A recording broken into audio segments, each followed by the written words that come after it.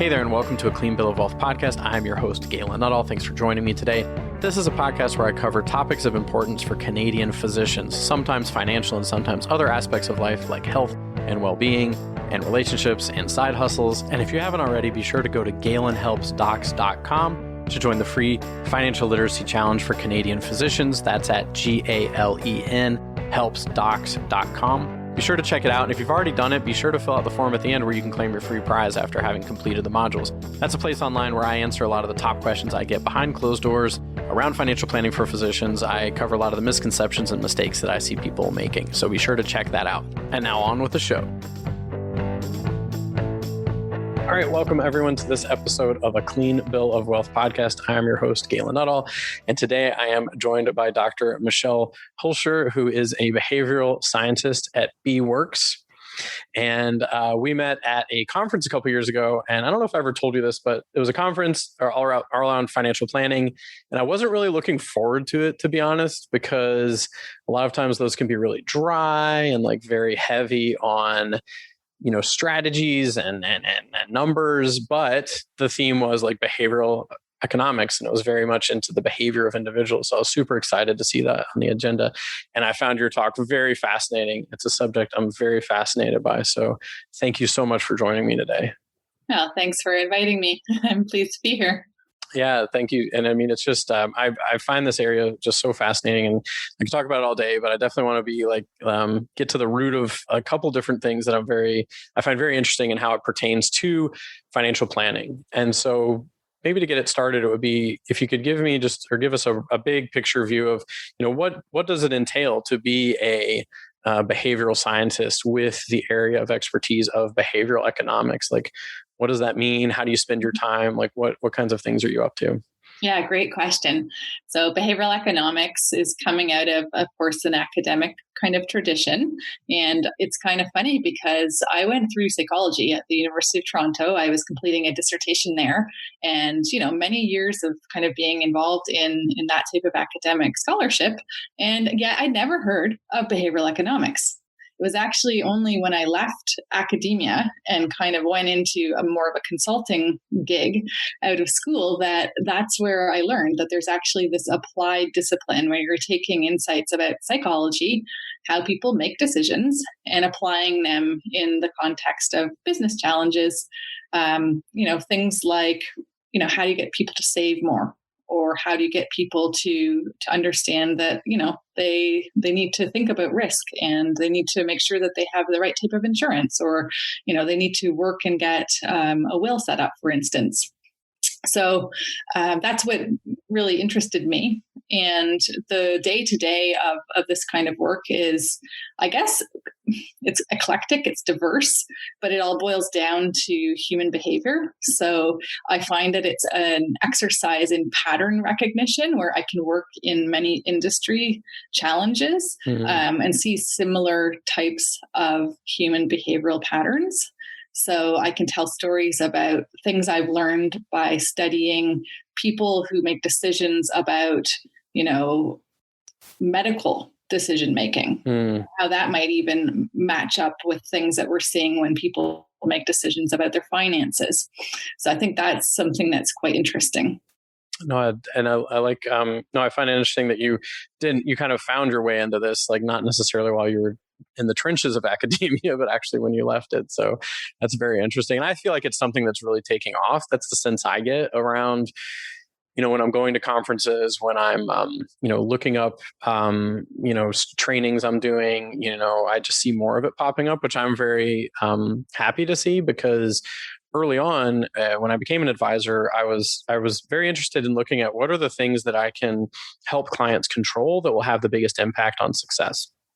And so there's things that I cannot control, which is like short-term changes in the market if someone's invested in the market. Like I have zero control over what company is going to go up or down, but I can help people manage their behavior. And early on, I saw that as maybe a big win.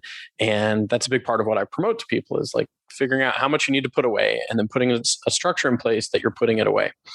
And one of the things I find fascinating is some of the findings around connecting to the future self. Mm-hmm. and also sort of like the gamification of the intangible quality of putting money away. And I know when I saw you speak, you spoke a bit to that. And I didn't warn you we are going to talk about the connection to the future self. Just kind of popped into my head. It's a good one. Yeah, I find that one fascinating because something I read was that they did like brain scans on people and they said, think about future you and think about a stranger, and basically the same area lit up, which to me is like, like we got to do something about this. So, I mean, if you could just kind of walk us through what the findings are and like what we can do about it. Definitely. So to take a step back, what people need to know is that we have predictable rules of thumb we use when we make decisions across every domain in our life. And those are often really helpful, but it can mean that sometimes we're biased. And therefore, we're going to come across things like the present bias. That's why the future self is hard to envision. And that's why we're not willing to do things now to help that person in the future who, exactly as you said, is a stranger to us. If we were to imagine things that were to happen to us even a week from now, it's not a first person narrative. It's like you're imagining it's someone completely other than yourself. And what that means is that, you can't without great difficulty get people to start saving.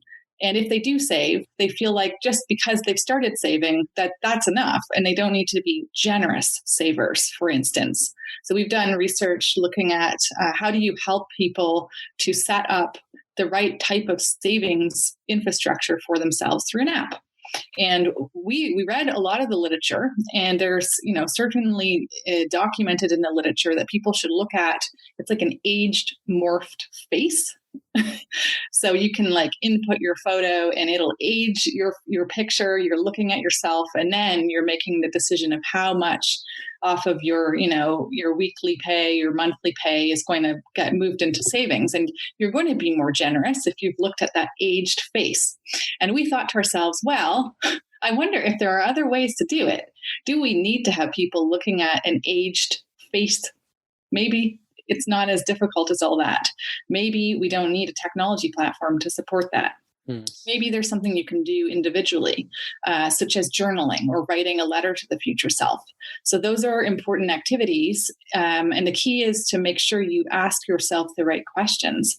So it isn't just, imagining what it will be like, but it's actually trying to see the places where you're going to be a similar person. Because I think we're very good at making ourselves imagine we'll be different, that we'll value different things, we'll be happy with different things, maybe that we'll be happy with less than what we've got now. And so building continuity through these kinds of activities is, I think, the key to helping us be more generous, in addition to, starting those behaviors that are important. And you mentioned, of course, also the gold coin study. So this is one that was completed by a colleague of ours, Dan Ariely, co-founder of BEworks. So he was looking to see, what is it about people's decision making and their thinking about saving that maybe gets in the way of actually being able to put money away. And he looked particularly at people who are not able to predict week to week how much they will have to save, because they are, working in almost like a gig economy. They're not sure like what it's going to amount to each week. So they can't rely on any sort of pre-commitment, that it's an automatic contribution that's happening. And instead, it's got to be a weekly decision that they make. They have to sit down and they have to actually ask themselves, how much should I save? And so they knew that they had access to people's smartphones. This is how a lot of people are transacting. It was in Africa. And so they thought, let's think if we can change the way the app works so that it's not just a way of paying, but it's a way of saving. And he tested a bunch of different types of, SMS messages that people would receive. Some of them focused on, there's a match. If you donate or if you save, we will match what you have put into the account. And that's pretty typical. We expect people will do it because they want to take advantage of that reward.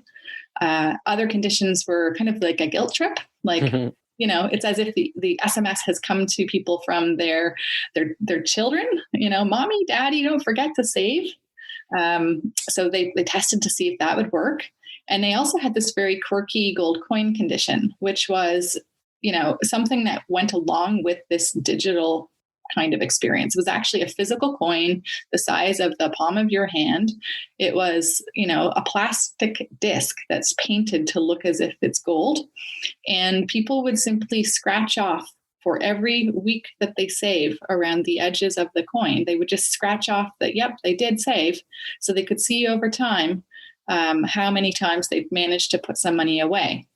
So I don't know if it is, just a matter of seeing that they've got a track record that they don't want to break. It's a streak they don't want to break. Or maybe it's about the fact that they've made the invisible visible, and they've made it something that's a device within the family. So it's not just them who are doing the saving, but it's like people around the table, the family sees, this is the effort that we've gone to. So something about that tangibility, I think, is quite important. And, I think that kind of example really underlines the importance of behavioral economics, because it's fake money. It's not costing you anything. And yet people are saving far more than that traditional condition where, you've got maybe an employer who's saying, I'll pitch in some money for your retirement. Yeah. And in that study, the gold coin, like of those options of the text message reminder or the matching, the gold coin was the winner, right? Like people saved more. Yeah, gold coin was definitely the winner. People saved a lot more. Yeah, I find that so fascinating. And I love what you said about, the present bias, because I'm very fascinated by different cognitive biases and always looking for those in myself and trying to find ways to help counter them in the work that I do. And the whole idea of connection to future self. I mean, one of the things I do with clients is I do have them visualize a future, like really be present to it. Like, where are you going to be? What are you going to be doing? What does it feel like? What does it smell like? What do you see to your left, your right? Give it a specific name that we can revisit every time we're planning.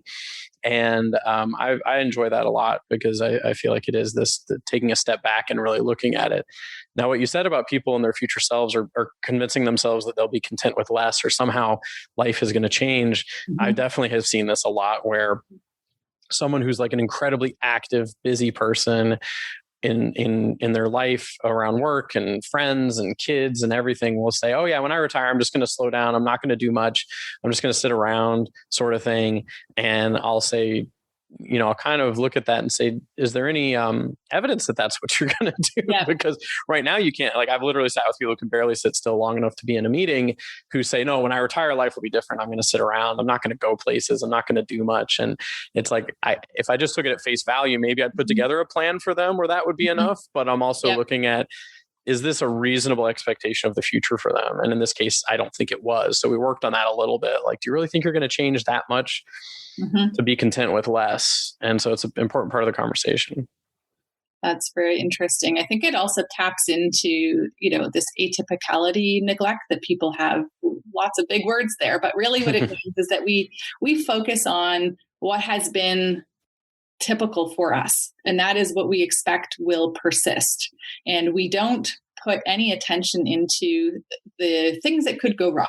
There's work with expenses and budgeting that comes from Chuck Howard.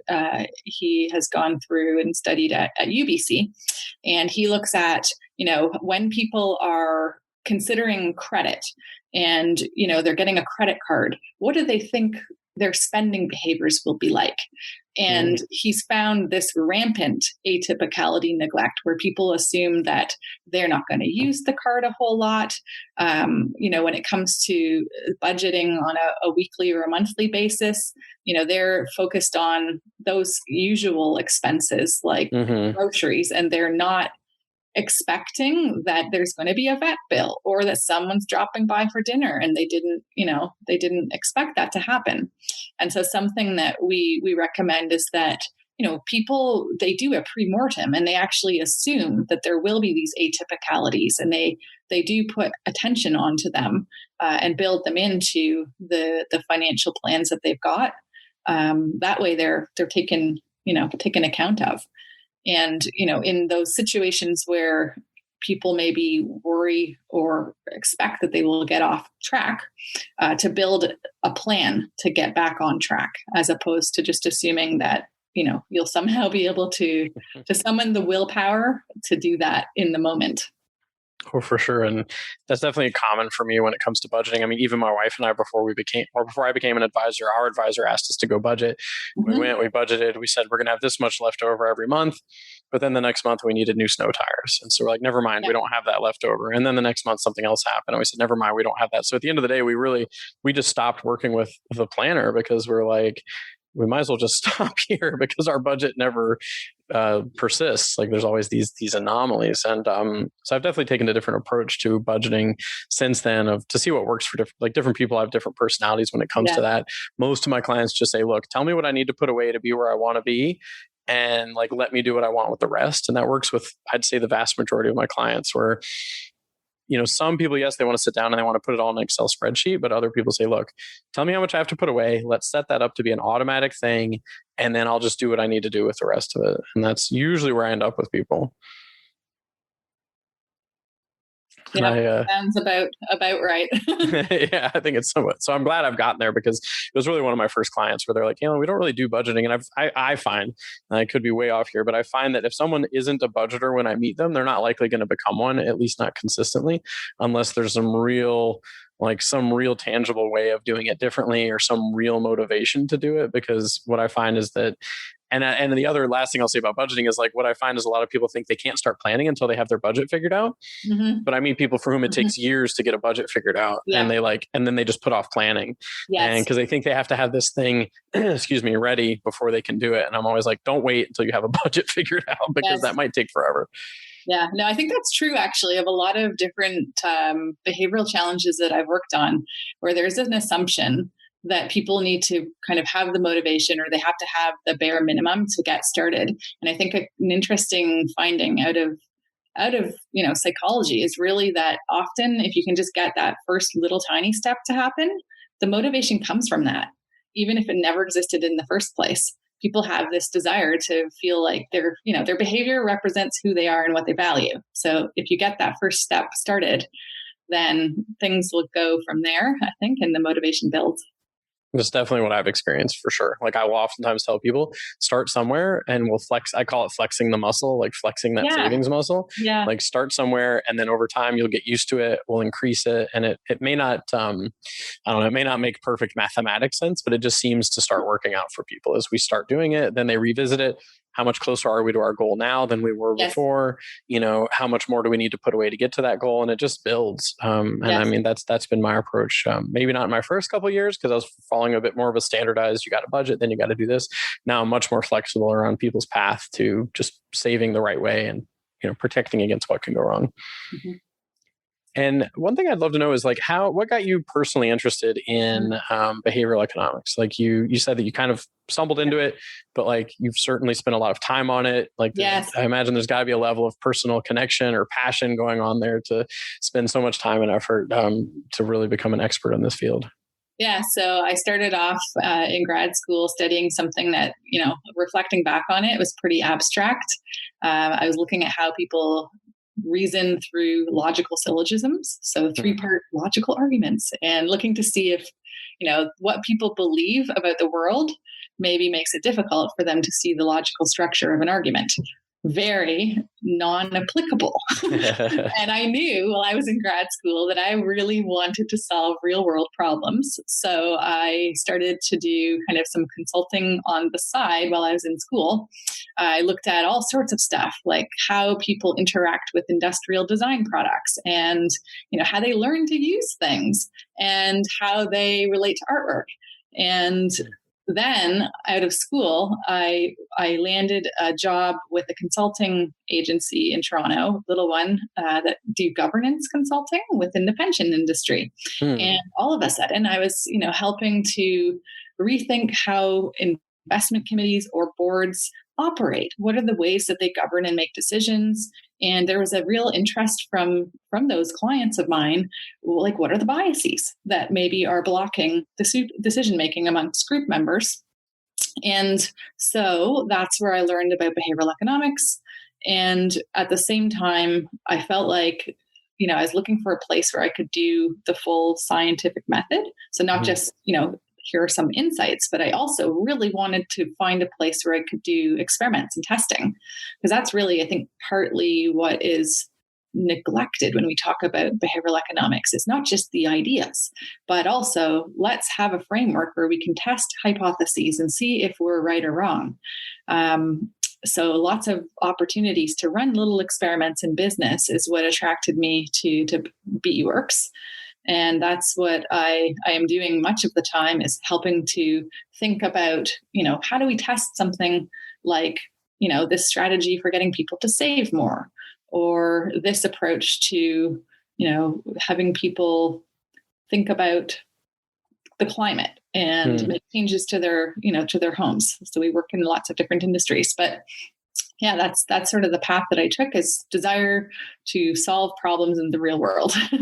Yeah, no, I find that very interesting, because the economics in general, I feel like so if you just take the study of economics, I feel like it's very distant from what I call the boots on the ground application. Yes. And so I was part of a group of people a couple of years ago. I went to a conference, and a group of people were very interested in economics, and I was pretty new as an advisor, I think maybe a year and a half in. So I was really very much a student and really devouring a lot of materials. And I said, I'm going to join this group. Well, the first thing they had us do, or wanted to do, and so I was working with, just as an example, one of the people in there was a PhD economist at Oxford University sort of thing. And they're like, okay, for our first book club meeting, and I don't mean to pick on this author or the book or anything, but it was we're going to read Thomas Piketty's Capitalism in the 21st Century. And this is a 650-page book, I think. And I picked it up and I read the first few pages, and I was like, this, is not what I'm looking for, because I was very much interested in how people were, how to help people do things in their lives that would help them. Most of the people in the group were very much on a policy level of how can we get governments to do things to build more sustainable economies. And I love that they're doing that. That's awesome. But I'm sitting there, and I didn't get far enough into the book, so maybe it's a different book than I think it is. I just saw the Netflix special based on the book, which is actually pretty fascinating. But I remember just reading it and being like, oh, if I can't apply this to someone's life, I'm going to have a real hard time going through this, because it's hard for me to get excited about numbers or concepts unless I can think of a specific person or group of people that I can help have a better life because they're implementing it. So I can definitely relate to that, the theoretical versus the practical. So it's pretty cool how you made that shift. Yeah. Yeah. It's been quite gratifying. Yeah. To see those real life results and testing. And I think it's huge. I just think there's so much, even around financial literacy coming into schools now. I'm excited about it, but I'm also looking at some of the studies that have come out of financial literacy and the downstream impact to actual real life changes in people's behavior. And I haven't seen anything yet that's shown, okay, financial literacy actually impacts people's behavior, because I don't think that information is really going to change that. And so I'm hoping it's the first step towards more of a behavioral approach, because my kids are at that age now that I'm teaching them personally financial literacy, but to understand the difference between a stock and a bond is not that important to me for a child. It's more of, how can I fight the forces of consumerism in my life that's trying to convince me all day long to spend money I have right now on something that's going to change my life now rather than save for the future? Yeah, I'm totally with you on that. I think that oftentimes, this assumption that more information, just, it's the better type of information at the right time is going to be the game changer for people. But yeah, there's so much evidence that says that it doesn't really convert into behavior change. There are other, traditional approaches too, like this view that people will do it for the money, or people will do it to avoid the penalty. And, that's really what most organizations are offering as the instruments of change. And they just don't actually pan out. That's why I think people need to start exploring behavioral economics. And as much as in the work I do, it's more macro. So let's think about how, we're helping large groups of people. I do think that there are insights that you can put into place individually in your life that can make it so that you're nudging yourself. I think something really cool that comes out of the research is that even when people know they're being nudged, it still has the impact. So it's not as if it's a hidden thing that you just, that's a hidden kind of quirk in the device architecture. Instead, it has this effect because it's acting on those naturally occurring rules of thumb that we rely on most of the time. Interesting. So it sounds like it's more like at the source of what motivates us or what moves us, like getting closer to that core is going to have greater impact. Yeah, exactly. Very neat. And one of the things I'm interested in finding out is, like, so now that we're talking about, like, the way I put it, boots on the ground or real life applications, I mean, what do you think are some steps, like, for someone who's listening and wondering, how can I actually do something that's going to make a difference in my life? Or, like, I know I'm not, saving enough. And, so I put together a financial literacy course for physicians, and I was really looking at and I know it's a lot of information, and I say that very early on, like, this is information that may or may not change the way you do things. But one of the first things I have people do is take some time to figure out what has worked in the past for them to achieve something, and, like, try to model that again in their life. But I'd love to hear from you, like, what tangible, sorts of things people can be doing. Yeah, well, I think one lesson that we've learned is that pre-commitment is extremely valuable. There's the Save More Tomorrow program that you probably have heard of, but basically people, before they have money that lands in their laps from, a salary increase or a bonus, they kind of make a decision in a cold state about how that money is going to be allocated. That's one form of pre-commitment. But there are so many others, right? Where you can make a decision for your future self, and you're using the fact that the future self feels like a stranger to get that future self, like maybe next week, to do things that feel super difficult right now.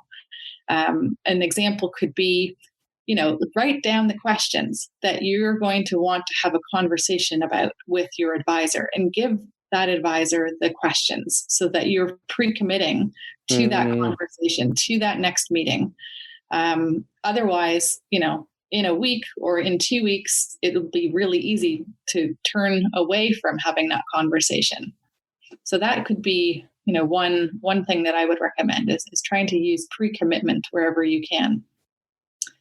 I think another, again, goes back to this idea of the future self and trying to, like, build that sense of continuity between who you are now and who you will be way into the future, so that way you're extra generous with the saving and with the decisions that you make at this moment, keeping in mind that, you're really not going to be that different when you're older. And I think a third thing I would have on the list is to distinguish between a habit and the need to have grit. Now, we've done research actually it's with Parkinson's patients. So there's treatment that is available that can make sure that, or, can sort of improve the trajectory of the disease. It can actually even prevent some worst case outcomes, hopefully. The only issue is that patients need to take this treatment for extremely long periods of time, 10 to 20 years.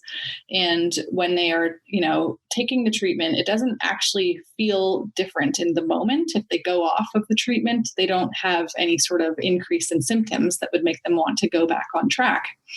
And something that we learned in that research is that you need to instill grit in yourself so that when things happen in your life, like your doctor, retires, or you move to a new place and have to establish that, that new relationship with a provider, or when your main caregiver, is no longer with you, you have to then take over that part of your own care. These things can get in the way. And if you are relying on just a habit of taking a pill, going through the motions of the treatment, you don't have the the actual buy-in and the will to reestablish the pattern that's so important to the treatment. And so what we did there is we built out a strategy where people committed and, sort of, I suppose, invested meaning into those day-to-day actions. So on the actual pill bottle, they had a little place where they could put a pledge, like, I'm taking this pill every day so that, in 10 to 20 years, this is what my life's going to be like. And every time they would end up refilling the prescription, there would be a place on the bottle where they would, write the pledge. And maybe it would be a slightly different pledge every time. But it was a way for them to see that the day-to-day behaviors are connected to something bigger, and they're able to be goal oriented in the way that they are actually navigating. And it means that when things go off the rails and the habit breaks down, that they are able to actually get back in there and get back on track. And I think, very similar insights could be applied if we think about financial decision making, because very often it's, day-to-day behaviors that are going to add up to being, something that helps with our goals or hurts our goals. And I think that people often forget the reasons why. They forget the reasons why they made decisions. And when it comes to, revisiting things, they go with the heuristics instead of maybe what was actually a very, very well-reasoned choice. So I think we need to figure out how to connect the day-to-day with the broader goals that we have. No, that idea of the pledge I find very fascinating, and exactly that of like, you've got these patients who are really going to benefit from this 10, 20-year long treatment, but in the short term, they're not seeing any difference of whether they skip it or do it or not. And it reminds me of two things. One is I used to be a medical transcriptionist for a shoulder surgeon. So a lot of people may not know this about me, but when I lived in Venezuela, I was doing medical transcription, and I could type like 120 words a minute or something like that. And it was a doctor who was doing shoulder surgery, and he would come in and he would have people, undergo this very, intense surgery to fix their shoulders, usually in their 60s, 70s or beyond. And he'd say, like, none of this will be worth anything if you don't keep up your stretches, or if you don't keep up, these activities that you need to keep up. And invariably, I don't know what percentage in the end, but invariably I would be typing out notes, so-and-so got their shoulder surgery. Fast forward, in the first meeting, their range of motion is great. 6 months later, their range of motion is back to where it was pre-surgery. And so I do remember him getting to the point where he was really getting picky with people of, you're going to have to do some pre-work to establish this habit before we do the surgery, and then continue it after. And if he felt like people were not going to continue it, then he would really discourage them from doing it, because he's like, if you're going to be back to the same spot in 6 months, there's no point in me taking apart your shoulder. But I remember it being fascinating. Like, they've gone through this surgery, but they won't do these stretches. But on the other hand, like, I don't stretch either. And like, every time I go to physio, my physiotherapist is like, if you just stretch, you wouldn't end up here again. And I'm like, yeah, I know. But then I just keep doing it. No, I like that idea though of the pre-work and like build the habit first. Yep. So there's definitely, lots of things that we can take away from that story and from the research I shared too, I think. Yeah, for sure. And I have a daily habit tracker that I use to keep my, like, especially for things in my life that I really don't want to do, or so I break it down to daily actions. And one of the things I read every morning is a saying that says, enough stones will eventually change the course of any river. And the idea being that each day I'm moving one stone, and it's like, I'm not going to see the river move in one day, but I am going to see a stone or two move. And it helps me, okay, got to keep track of these things in the morning and the evening. Like, got to see if I did the things or not. And that definitely helps me, like, see my way through. So that was one thing that it reminded me when you mentioned the pledge. Very cool. I think I'll add one more thing to the list of what I would recommend to people. So I think we all need to recognize that we do have these heuristics, these shortcuts that we use, and we're human. That's just normal. That's the way we operate. And sometimes I think we give ourselves a really hard time because of these things. Instead of recognizing that they're predictable, they will happen, and that we just need to plan that they will happen and allow them to happen. And, we did research looking at the relationship between clients and advisors, and that experience of going through and getting a financial plan prepared. And one thing that we found is that people, after they've received the financial plan, so you've had that meeting, you've presented it, you worked through all the details to get it to that sort of that state where, now we can take off and take action. People want to take a vacation. They want to take a break. They feel they've earned it. They satisfice. And so instead of on the cusp of being able to take action, they don't. They take a break. They don't want to have a meeting next week because they feel that they've earned a little bit of breathing room. And the thing is, people then feel guilty, but it's only human. That's how we are. And so I think, recognizing that, let's build it into the cadence of how we actually go about planning and know that we're going to take a vacation. Yeah. Some things we've earned it after that initial stage is over. That's fascinating. And I imagine that ties into that research around like if someone just gave to charity, they're more likely to like treat themselves to something sweet because they've earned it. There's like that is super fascinating because I have seen that time and time again with clients where we will work very hard to get to that first milestone of we've got the plan.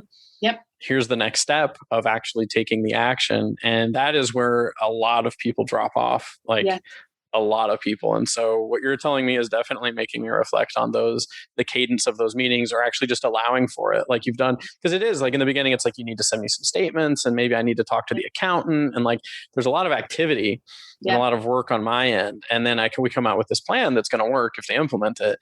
And a lot of people, that's when things grind to a halt. And it probably is that like, oh, I'm going to celebrate now. Like we don't need to meet again. Like we're good. We've celebrated. And it's actually like they haven't taken the real action yet. They kind of put together the instruction manual, but we haven't actually started putting together the plan. So that's very interesting. Yeah. And last thing I was going to say around the pre-commitments is I always use the story of Ulysses and the sirens, around how Ulysses was going by the island of the sirens and he had his crewmates tie him to the mast because he wanted to hear the siren song and survive and not jump off the boat and drown or whatever happens. And I use that a lot with a pre-commitment document that I use with my clients around investing. So investment policy statement, it's I make it like about a 2-page document, but I make it such that we're agreeing to what we're going to do around investing, how we're not going to react to short-term changes in the market. And then I create a spot where every year for at least 10 years, they sign off on a yearly commitment. We're going to stick to this. We're going to stick to this. And the only reason we change the plan is if something has changed in their lives, not anything external, just like something that's actually happening to them. And I love it because as I review them on a yearly basis, people really see that continuity, and I feel it really helps them stick to the plan. And 2020 was a pretty good, in my mind, litmus test of like my clients sticking to the plan despite the media, saying that, oh gosh, things are terrible, you should cash out your investments or whatever. I said, no, let's go back to this document that we put into place, like what you said, in like cold state, like when nothing's really happening, we're just deciding on a course of action and then just pulling it out when we need it. And I love it. Like it's definitely helped me a lot. I think it's partly that you've planned for the things that are unexpected. So when the unexpected happens, it's not such a shock because you've already, had that type of conversation anticipating that it could be realistic, that it would happen. Oh, for sure. Yeah. That's a really good point because I became an advisor in 2013. And so the 2008, 2009 crash was like, 5-ish years in the past. Mm-hmm. And every year it would get farther in the past, on the, like if a 10-year projection, it would just get farther back and farther back. And I'd always say to people, like, we're not done with these. Like, it's not like that was the last one. Like, we're going to have more, especially if I'm working with someone who's in their 30s or 40s. I'm like, you're going to see a lot of these over the course of your lifetime. And who knows what the cause will be. The cause may change every time. It may be geopolitical. It may be pandemic. It may be, who knows, environmental. They're going to keep happening. And I think that's part of what helped is I wasn't sugarcoating it like those things are gone. Like, no, they're going to happen again, but we need to be prepared before they happen. Because pretending they don't happen wouldn't have done anyone any or that I can predict them consistently or, protect, it's just like, let's control what we can control to make a difference. Yeah. Awesome. Perfect. Well, thank you so much for joining me. I am going to turn off the live, but I am going to keep recording because I do have a few more questions for you. Yeah, but thank you so much for joining me on this episode of A Clean Bill of Wealth. I really appreciate it. My pleasure. Hey there. Thank you so much for having listened to this episode. I'm honored that you took time out of your busy day to listen to this, or maybe you're multitasking like I do when I'm driving or doing yard work and listening to podcasts. So I hope you got a lot out of it. As always, feel free to check out the free financial literacy challenge for Canadian physicians that I have put together. You can hop on over to galenhelpsdocs.com to check that out. GALEN helpsdocs.com. And if you've already taken it, be sure to fill out the form at the end so you can claim your free prize. It's a place where I cover a lot of the misconceptions around financial planning for Canadian physicians, and then also cover a lot of the top topics and questions I get asked behind closed doors by doctors who want to understand more what they should be doing for retirement and how to manage their corporation. So perfect. Feel free to check that out. Again, thank you so much for having joined me, and take care.